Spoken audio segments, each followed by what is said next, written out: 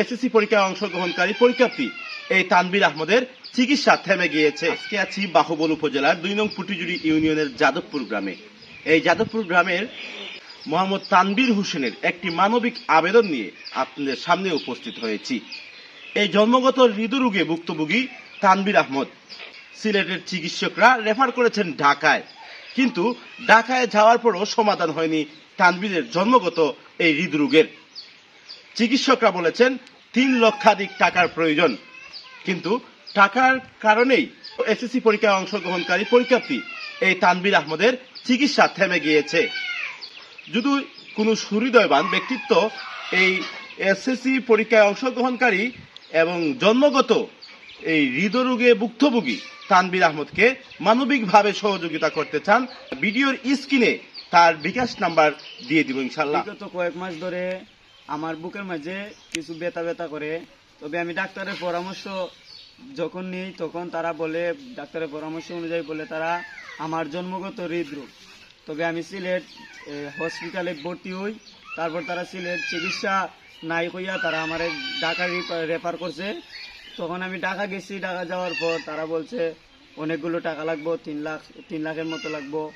তবে বর্তমানে তো আমার আর্থিক সমস্যা, আর আমি লেখাপড়ার পাশাপাশি আমি কাজ করতাম, ছোট একটা কাজ করতাম, তারপর আমি ফ্যামিলিটা আমি চালাইতাম।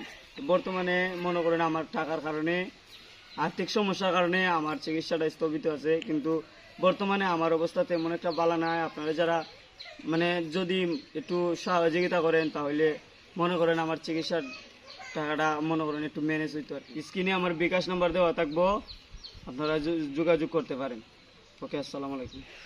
এই স্ক্রিনের মধ্যে যে নাম্বারটি দেওয়া, এটি হচ্ছে এই তানভীর আহমদের। আমরা আসলেই বারাক্রান্ত যে একজন এসএসসি পরীক্ষা দিয়েই হাল ধরতে হয়েছে তার পরিবারের অবস্থা অসচ্ছল থাকায় তাকে শ্রমের কাজ করেই কিন্তু তার পরিবারের ভরণ পোষণের দায়িত্বভার তার উপরেই পড়েছিল। কিন্তু কিছুদিন যেতে না যেতেই তার বুকের মধ্যে প্রচন্ড ব্যথার অনুভব সৃষ্টি হয়। তখন সে প্রাথমিকভাবে স্থানীয় পর্যায়ে চিকিৎসা নেয়। পরবর্তীতে সিলেটে গেলে চিকিৎসকগণ তাকে ঢাকা রেফার করেন। ঢাকায় ধরা পড়ে তার জন্মগত হৃদরোগ। কিন্তু এই জন্মগত হৃদরোগ থেকে উত্তরণের পথ অনেকটা দুর্গম। তার জন্য টাকার প্রয়োজন 3 লক্ষাধিক। এই আর্থিকভাবে অসচ্ছল তানভীরের পক্ষে এই টাকা বহন করা কোনোভাবেই সম্ভব নয়। তো এই স্ক্রিনে এই তানভীর আহমদের বিকাশের নাম্বার দেওয়া থাকবে, অথবা আশপাশের কোনো ব্যক্তিবর্গ যদি তাকে সহযোগিতা করেন অবশ্যই এটার ফলাফল আপনারা পাবেন ইনশাআল্লাহ। এতক্ষণ সাথে ছিলাম আমি কাউসার মাহাদি, সংবাদ বিজয় বাংলা, হবিগঞ্জ।